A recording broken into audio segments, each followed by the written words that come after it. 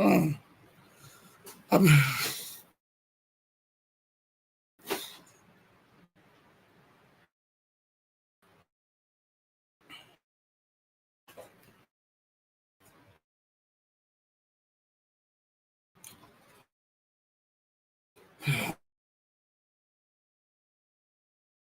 man.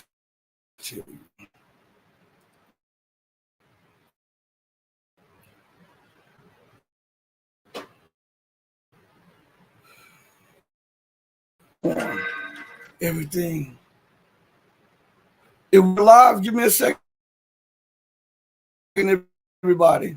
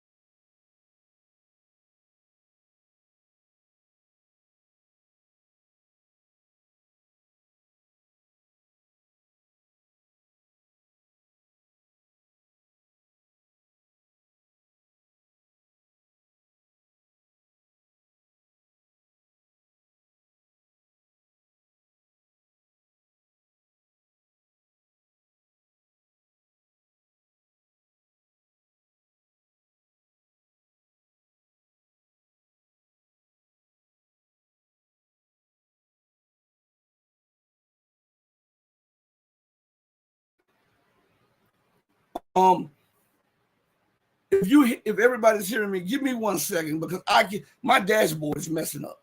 I don't understand what's going on. Hold on, everybody. Larry, I apologize. I see myself on the screen now.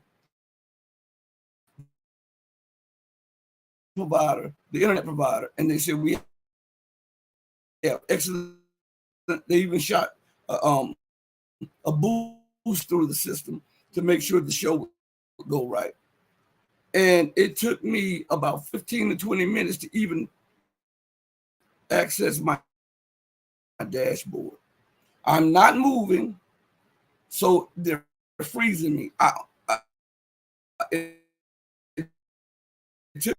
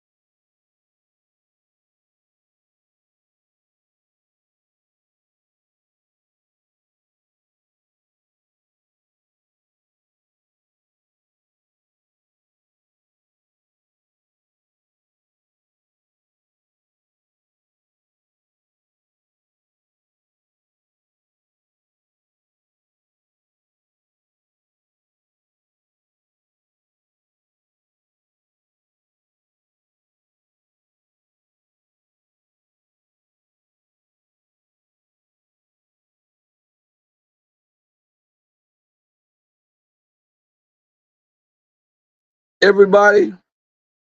I'm hoping I'm live with everybody. This is what's going on. I don't know. I actually it's disconnected my shows. Um, let's see. Okay, I'm in the booth. Let's see something. Let me see if I got two guests in the booth. Let me bring Larry in. Larry, before I bring you in, I want to apologize to you. I'm trying to beat what they're doing. They are blocking me from accessing my control board on StreamYard, and YouTube is blocking me from it's something every time I get to YouTube, it says it's a disconnect, and I don't understand what's going on. This has never happened before, and to be honest with you, they finally got a chance to frustrate me. I'm gonna bring you in, Larry. This is crazy. Let's see, add to stage. I feel your pain, dude. Larry, they act as if I have 100 million followers, and they're doing all kinds of things to block it. Every time, this is what goes on. Let me show you. Hopefully, I can show you what's on the computer screen real quick. Every time I try to access the computer board, when I get in, it freezes. It just stops, and then it says, your guest, it says your guest has a problem. And then it says your destinations are being disconnected. This is what it's telling me each time, and then it'll pause and kick me out of the booth. Yeah, So that's not right. And for the first time, I have to admit that they have gotten to me today. It is frustrating because I'm looking forward to talking to you, Larry, and it's just eating at me at this moment because as I told you, Larry, as you and I talk behind the scene and everything, right. they disconnect. I mean, they unsubscribe people from me. They take me out of the search engine as if I'm a threat to anybody or anything. They prevent my channel from growing, and I just got a strike last week for a show 2 years ago. What was a strike from YouTube? For a show 2 years ago with Scott Bennett. They have taken all of my videos with Scott Bennett down and say that it has violated the terms and policies of YouTube. I don't know. Yeah, they're out of control. That's why, I try to use BitChute as much as possible. Mm-hmm. Jeffrey Worthen, the owner of BitChute, he's Mm-hmm. committed to having a free, open platform. So you might want to try to consider building an audience there. I will. So even through the frustrations, we're gonna power through this, Larry. I need to ask you, what is going on before we get to the Russia-Ukraine situation? What is actually taking place in the Middle East, specifically with the buildup of troops and warships in the Mediterranean and stuff, and all the tension is supposed to have died down between Iran and Israel. Well, I'm not. I haven't seen news about a buildup. Have you? Yes, I was reading a carrier group just made its way there, I believe 2 days ago. Oh yeah. Well, they're replacing the Eisenhower, because good Lord, those guys have been on station now for well over 7, 8 months. They're good, and they haven't accomplished their mission. Mm. They were supposed to stop the Houthis, and that hasn't turned out too well. The Houthis have been continue to hit ships and block the Red Sea. Mm. So I think United States policy right now it's in disarray. They don't Mhm. know what to do, because it's none of it's going right. The war, whether it's the war in Ukraine or Israel's war against the Palestinian people. Uh, we still don't have a straight story about Israel's supposed attack on Iran's retaliation for Iran's attack on Israel. Well, what we do know is that Iran's attack on Israel cost the Israelis somewhere in excess of $2 billion just to shoot down all those drones and cruise missiles, and that even with all that expenditure of money, 9 ballistic missiles still got through and hit targets in Israel. So Mhm. it was a demonstration that Israel cannot stop a concerted well-organized attack by Iran. So put them on notice. Uh, that's number one. Then after that, Israel supposedly launched an attack in Iran, but they're saying, oh, they shot air to ground missiles from an Israeli plane. Well, the one missile, the most common missile that they have, only travels like 200 miles tops. And when you look at the map, to go from Tehran or Natanz, where the target was supposedly located, to the western border of Iran, where Iran and Iraq come together, that's like over 600-700 miles. Mm-hmm. So we go, whoa, wait a second. That means you're telling me an Israeli plane got 300-400 miles inside Iran before it fired a missile? Yeah, that makes sense.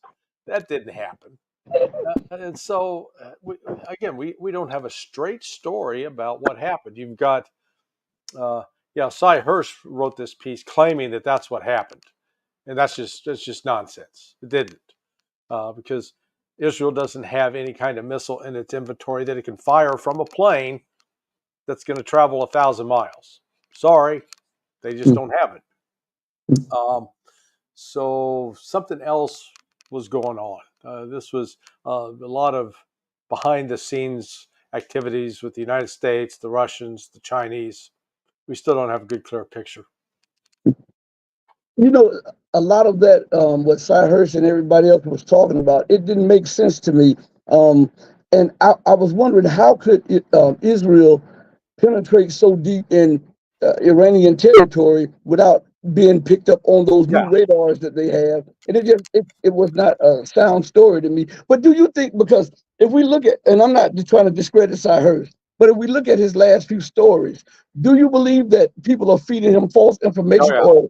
Yeah, he's getting played. Yeah. I mean,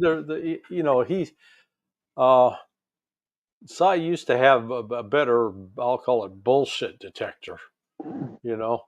When somebody's feeding you a line of crap and you go, okay, let me check that out.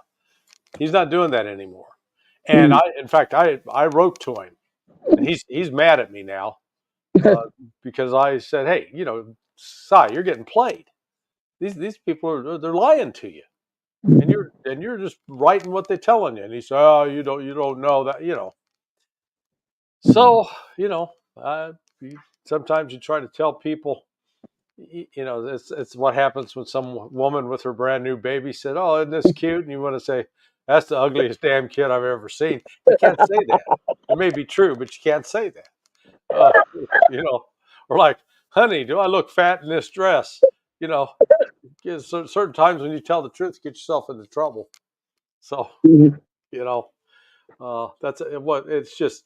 But at least like Pepe Escobar got fed this line that the Russians shot down an Israeli F-35 that was carrying a nuke, that the Israelis are planning to set a nuke off over Iran and cause an electromagnetic pulse that would have fried all their electronics. And he got it he had 3 different sources in Asia. I'm sure one of them was Chinese. Now, it's a nonsense story, I believe. But the real question is, why are these guys out pushing this story and feeding it to people like Pepe and then feeding stories like the Art of Psi? Is it designed to get them to publish something that then can be used to discredit them? Maybe. Or are they just trying to muddy the waters out there and, like a good magician with a shiny object, distracts you over here while he's doing the magic over there? Mm-hmm. Well, Larry, we're going to talk about this one time, and then we'll transition. But why is Europe and the United States openly stating that they're going to sanction Iran for? They don't say for counterattacking; they just say for attacking Israel. But they are not going to sanction Israel for violating Article 51 of the UN Charter. Right. In that charter, it stipulates that if an attack is taken against another nation, that nation has the inherent right to respond. And so, with me saying that, don't doesn't the West see that they are discrediting their own system when they do stuff like that? Yeah, they don't care though. I mean, that's what is just the complete breakdown of U.S. credibility is what we're Mhm. witnessing. Where we talk about a rules-based international order, but we refuse to follow it. Mhm. You know, it's rules for us and not for you. Mhm. Or we're gonna enforce rules on you, but man, we can do whatever we want. So it's just this is um, that's part of what was behind. Like when I went up and spoke at the UN on Friday, that I was going to say, I have to cut you off for a minute, Larry. This is what I was going to say before we right at the beginning. I want to congratulate you for what you did up there. I Larry. I watched it live. You kick butt. so, so I have to say that first. But go ahead. I'm all sorry right. for interrupting you, but I had to say that. Well, the look, there's no doubt that the United States blew up that pipeline, or that Joe Biden ordered it done, because he said that if Russia invaded Ukraine, that that Nord Stream 2 would be done. It'd be eliminated. Mhm. Well, 6 months, 7 months later, it's eliminated. Mhm. So don't be surprised that people are pointing the finger at the United States. Um, and then you had the then acting foreign minister Sikorsky.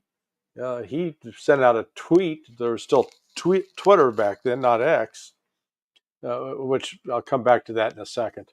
But he sent out his tweet congratulating the United States. Attaboy, way to go. Uh, then that uh, temporary prime minister, the chick she was on the job for like 5 weeks.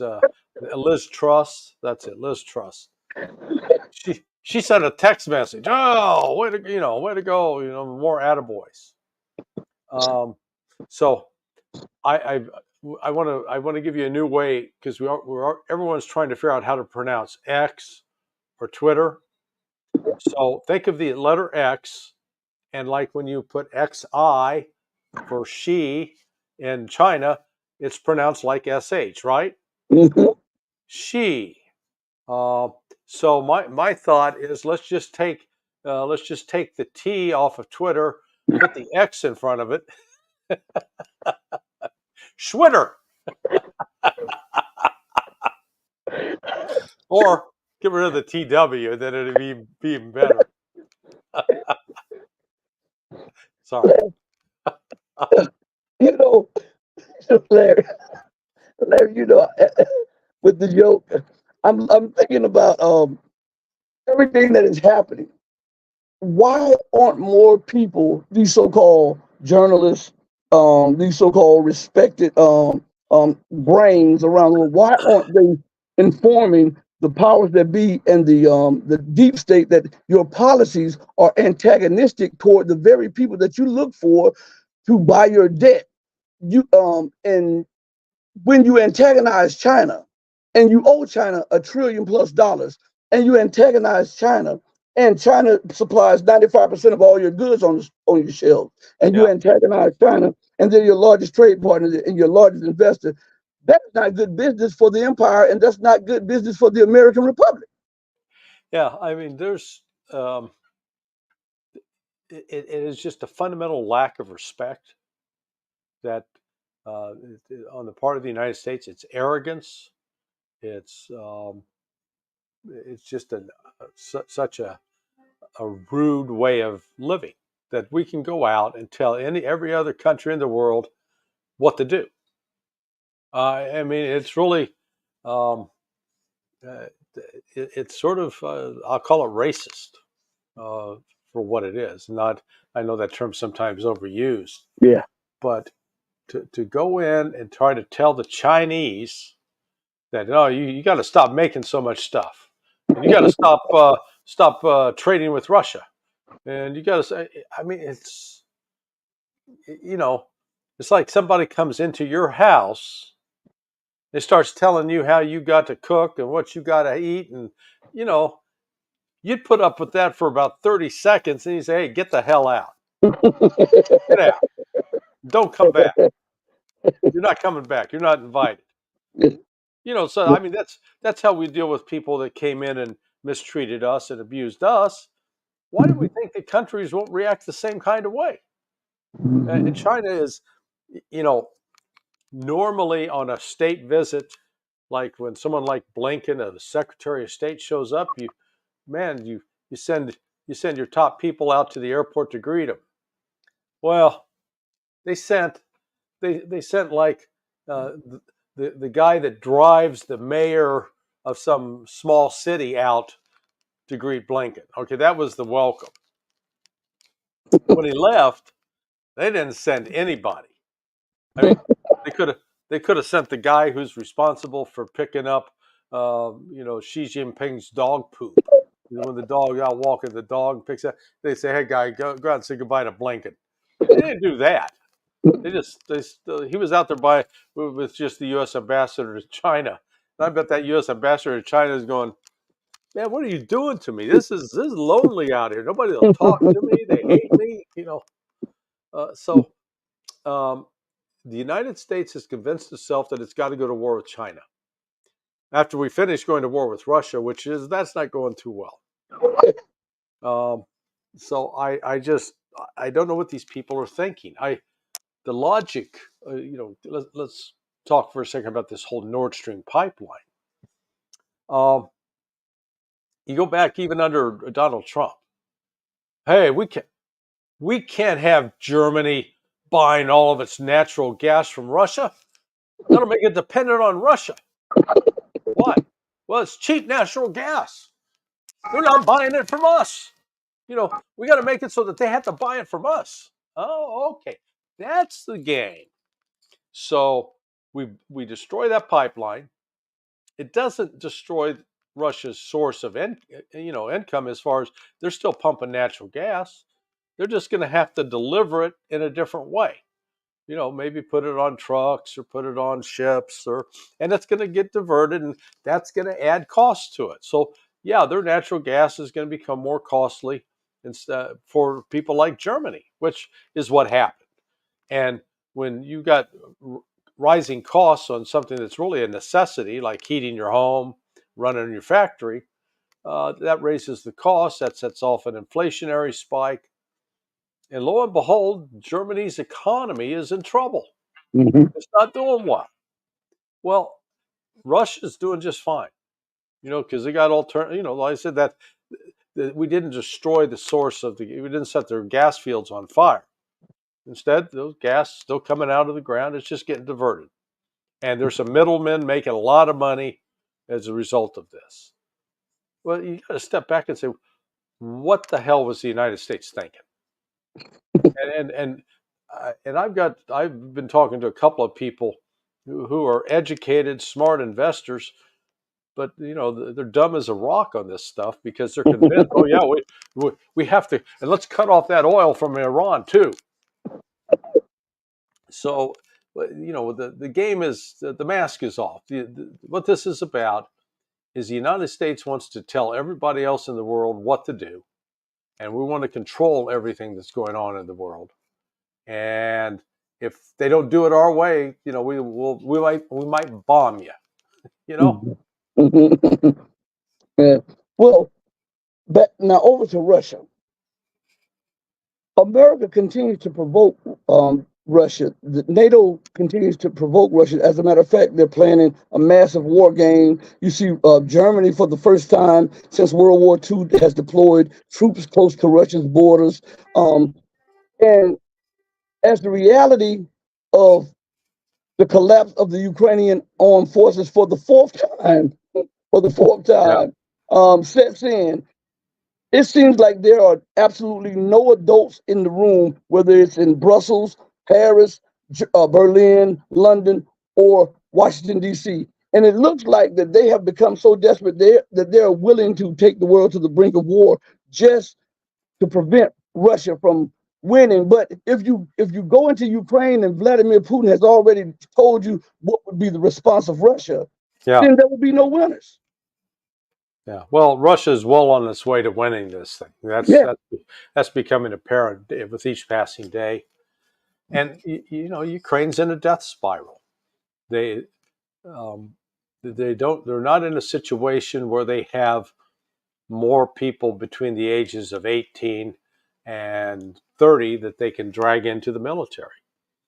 Even if they did have those people and had the numbers, training somebody to be an effective combat soldier is going to take 6 months easily, and even then, they're raw recruits. They're not experienced, and a lot of them will die in the process of getting educated. And they keep talking about, oh, we're going to Biden's supposedly going to announce a $1 to $2 trillion aid bill for Ukraine that stretches out over 10 years. Ukraine may not be there by the end of this year. Okay. So that's madness, number one. But all that money, the Beatles said, money can't buy, they sang, money can't buy you love. Well, it also can't buy you new soldiers. They they've got to be born, and then they grow up, and then they got to be trained. And so you're talking about an 18, 19-year process. And so you go, in terms of what they have right now, that's not enough. And on top of it, they can't really find any effective, safe training place in Ukraine because Russia can hit them with missiles. And Mhm. Russia is just blistering the country. They're destroying the energy sector. So Ukraine, they're turning the lights off in Ukraine. That's what they're doing. And that's going to further, it will prevent any plants from operating.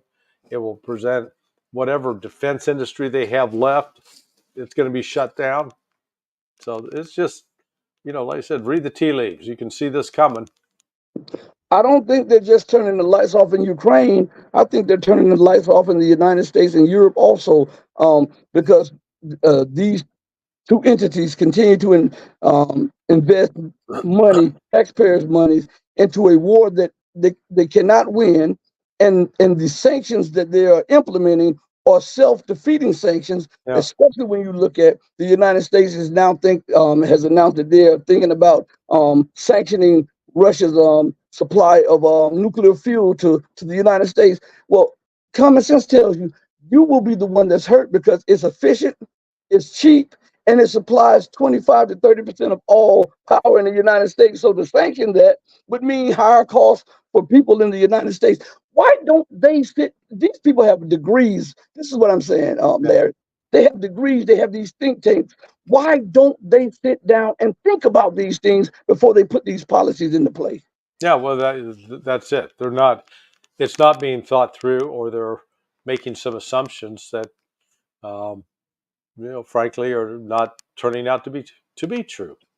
So they say, oh, for example, well, we assume that Russia's economy is so weak that if we just apply these sanctions, it will cause the economy to collapse, and then with collapsed economy, the people will turn against Vladimir Putin. Sounds simplistic, but they really were that simplistic and that wrong. Then that's what they thought. It's, because when I look at those things, I'm like, even a little child, a 10-year-old can see these things are self-defeating, and yet they believe that through their anger and then they focus on the power and the influence that they used to have. We used to be able to command the attention of nations. We used to be able to cower the nations, and we used to be able to impose our policies and our dictates on everything and everybody. And I believe this is like a person who has been powerful for so long, and they're losing their power, they're losing their riches, and they're starting to lash out at everybody. Yeah. And it's not any sanity or rationality about what they're doing, because any sane person that's standing off looking at it is saying, hey, these people are crazy. These policies are hurting us, not those people. Yeah, Why I aren't we mean, talking about that? there was a time where we were sort of like Bo Jackson in his prime. Man, he Hmm. played he played baseball, he played And football. football. He was great at both. Well, now 40 years later, he's an old man. He's older, and he's broken, and he's not what he was, 40 years ago. Well, that's exactly what's happened in the United States. Uh, we've gotten old and fat, and out of shape, and eating bad food, and living an unhealthy lifestyle, and then we're finding out that we can no longer go out and play the game like we once played it, and it's all blowing up on us. Uh, look at what's happened in Africa in the Sahel. Hmm. Through, you know, Niger, Chad. They look at the Americans and say, "Get the hell out! Get away! Leave us alone. We don't want you anymore." And this is one of the consequences that the United States has allied itself so closely with all the European powers, all those colonialist, uh, you know, thugs that enslaved so many out of Africa and raped entire continents in Asia and Africa of wealth. You know, that's who the United States aligned itself with. And the one thing that Russia and China working together have in their favor, they don't have a history of enslaving those people or stealing the resources. They don't. They're saying so they've got some credibility. Like, okay, man, we know the Russians aren't here to screw us. Russians are here to help us. Hmm. And whereas the United States, no, just the opposite. And you know, um, we've got to the point that we think, well, everybody's got to love us. I mean, how can they not love us? Well, you got to come up with a long list of reasons, anymore. Um, do you think do you think that any sound or rational policies will come out of this? Because looking at the defeat, Russia is not just beating NATO. I mean, Ukraine for the fourth time.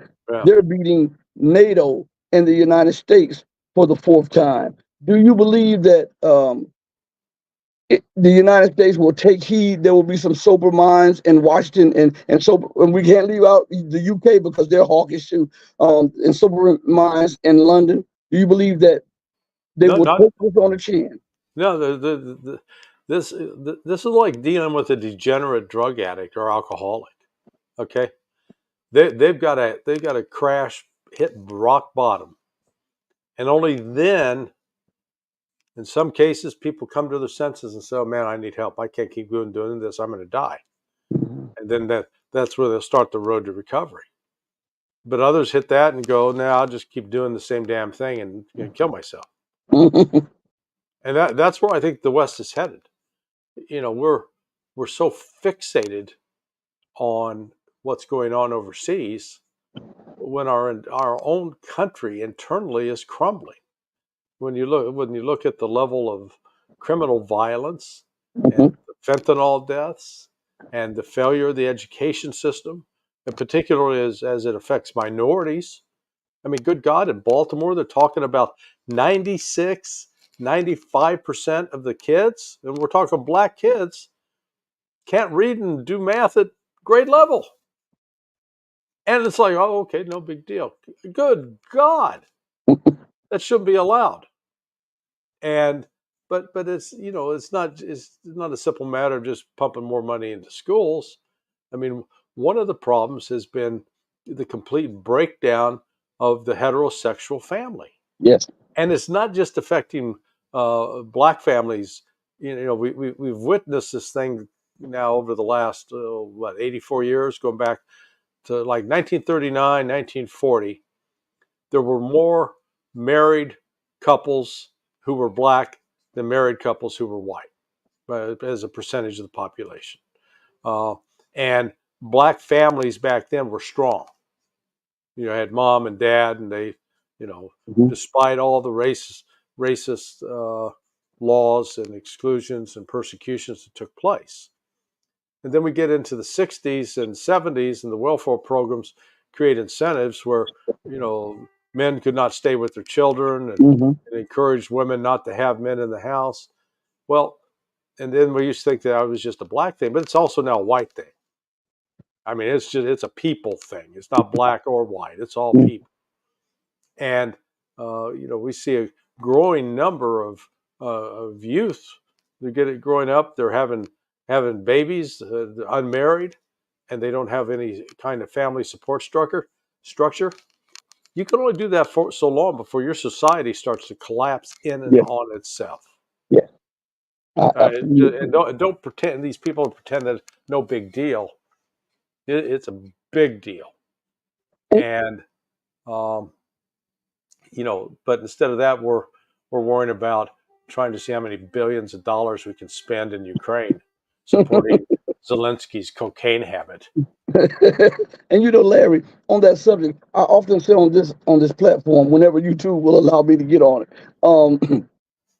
that I don't think not the government or the population of America understands the defunding of the American educational system and the dumbing down of the American educational system is a thermonuclear bomb at the base of the republic. Yeah, Because when you have a dumbed down society, those in power may think at the time that it is something because as they dumb the people down, they can retain power and no challenges to the power.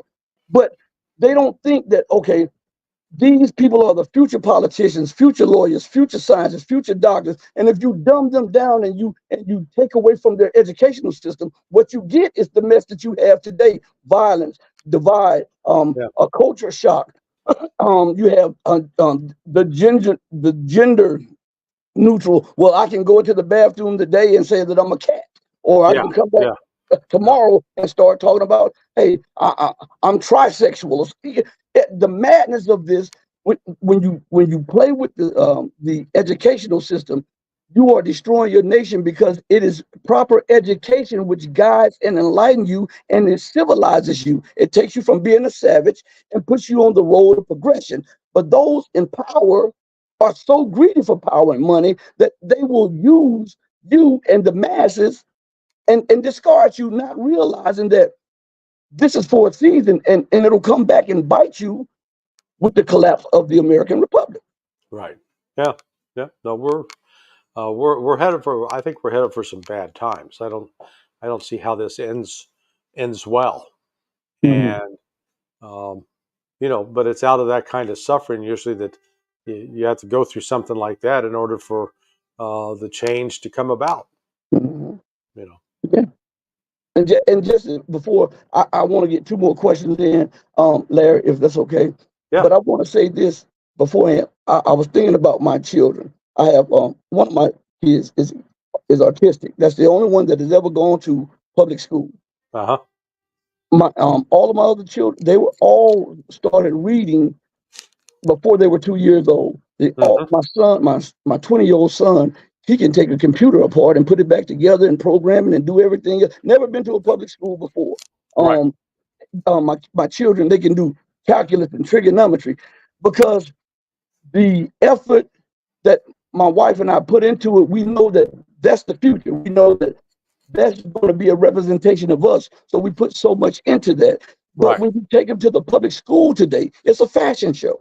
Right. And it's about who is the most hip person. And there's a cultural divide there. The music, the inundation of the minds with the foolishness. And I think a major part of this is the turning away spiritually and then starting to put your focus on materialistic things like how much money you put your worth in, how much money you have attained, or how many cars that you have.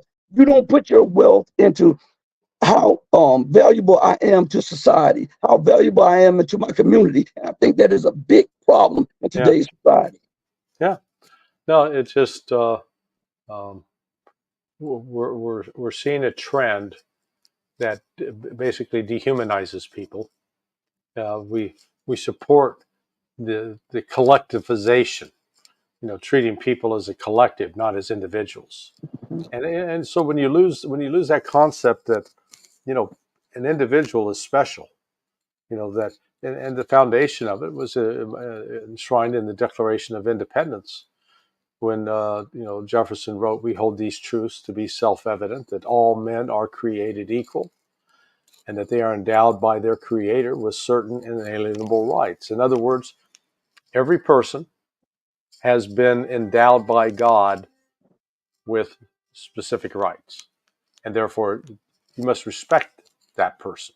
So to build that as a concept of how you view human beings, of quite different from saying, talk about the upper class, the lower class, the middle class, whatever class, the no class.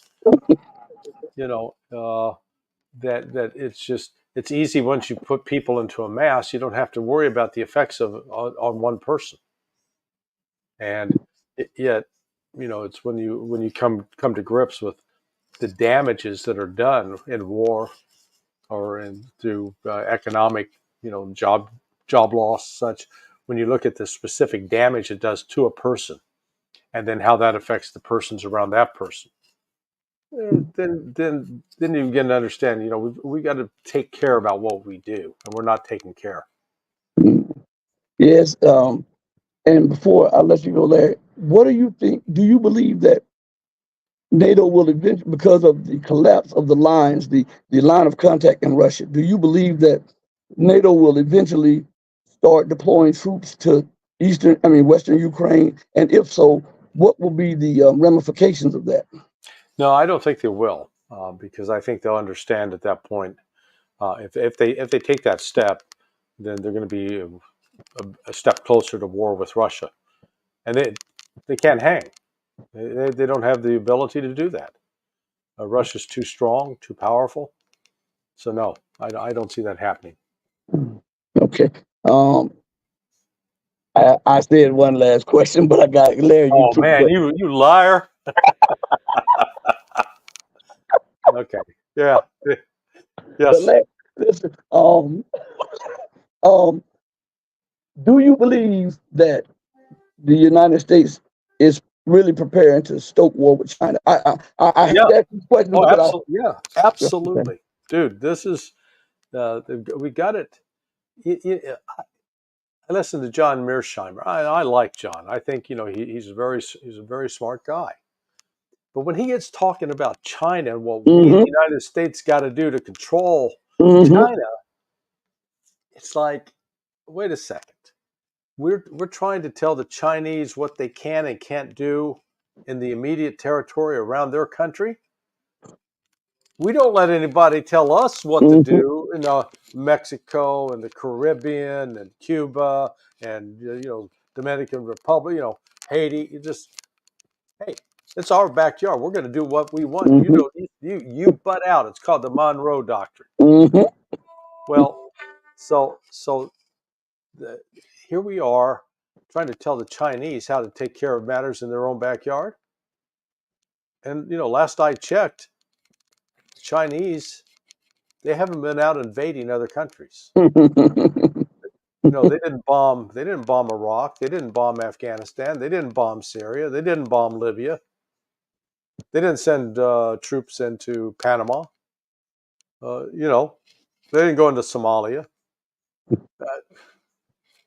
Who's the problem here? Who's the one that keeps going out killing people from other countries? It's us. And people say, "Oh, you're anti-American." Well, yeah, tell you what, I am tired of this. I think we've done this crap for all the time I've been alive, since 1955. It hasn't made the world better off, or more peaceful, or more wealthy. It's caused more murder and mayhem and destruction. And so at some point you got to wake up and say, "Hey, we got to stop this." Well, Larry, again, thank you. I wish it could have gone a little more smoothly. I'm talking to you through my phone because they're still blocking me from getting on this computer and this other one right here. So I don't know what's going on with YouTube. So I'm going to send you the video after the show. Yeah. You can do whatever you want with it. I hope you get it sorted out, my friend. I don't like seeing you frustrated. I am super frustrated because I was looking forward to this show so much because there were more questions that I wanted to ask you. And we tested before you go. We tested everything before we went live. Everything was good. Everything. Yeah. Went into the studio multiple times, talked to each other. Everything. Me and my son. And all of a sudden, when it was time to go live, they blocked me from going 15 minutes beforehand. They blocked me from going live, and they blocked me from entering my booth again. I was like, man, they don't want me to talk to Larry, but NSA is trying to keep us apart. Listen, and this is what they put up every time. Look. Yeah. So this is what we're going. Larry, I'm going to send it to you. YouTube probably takes the video out of the search engine, so I'll send the video to you afterwards. Hopefully, other people can see the video, and hopefully they'll support the platform, because I really appreciate you, man. Every time I need you on the show, no problem. You jump right on. I really appreciate that, Larry. All right, my friend. Anytime. Hey, be blessed, man. All right. Same to you. Bye-bye. All right. Everybody listen. I want to apologize on Twitter, Twitch, Rumble, Odyssey, whatever. Every platform, the Red Pill Journals, the Red Pill Diaries, from the bottom of my heart to the depths of my soul, I want to really apologize. I wanted this show to be excellent. And I wanted us to have the time to be able to get questions from you guys who have been right there in the chat and supporting this platform. But due to unforeseen events out of my control, you see, we had to resort to using the phone, and which is crazy. It's absolutely crazy. They're treating us like a wicked stepchild. And this is what I was telling you guys. You're seeing it for yourself. I keep telling you, they do this deliberately. You heard what he said. The NSA does not want us to talk. I didn't say it. My guy Larry said it. So now maybe you'll believe me when I tell you that there's a concerted effort to prevent this show specifically from gaining traction and from growing and blowing up. They suppress the numbers, they unsubscribe people, and they take me out of the search engine and do these types of things. I wonder why. You know, the 100 to 200 to 300, 400, 500,000 subscriber channels. I want to ask you a question before we go off there. If they are really telling you everything that you need to know, then why aren't they being hit like this channel? I'm gonna leave that for you to think about. Okay, we might have another show tonight if I can get back in time. I'm not promising you that, but tomorrow I got some stuff to do, so we're gonna try to have one tomorrow. We might have a gift for the channel members too that's coming up. So I'm trying to work out all of these things and get this renovation done. I want to thank each and every one of you for joining me on the most powerful platform for truth bar none anywhere on God's green earth. This is the platform for empowerment, education, and elevation. This is your platform, the Red Pill Diaries. And remember, always remember that we're family. I'm your brother, I'm your host, and I'm your friend. And above all, I try to be a steward of God's word, regardless to whom or what. On that note, I go out the same way that I always come in, with love in my heart for each and every one of you who loves truth. But know that the love that I have for you will always pale in comparison to the love that my God has for you. Until we next speak again, stay strong, stay true, but above all things, stay righteous. Hey, Mama, you know what? I know they impeded the show, but they cannot stop, as you often say, what God has ordained. And this is one of God's vehicles for truth. I love you, Mama. Peace, everybody. We're out of here. Thank you all.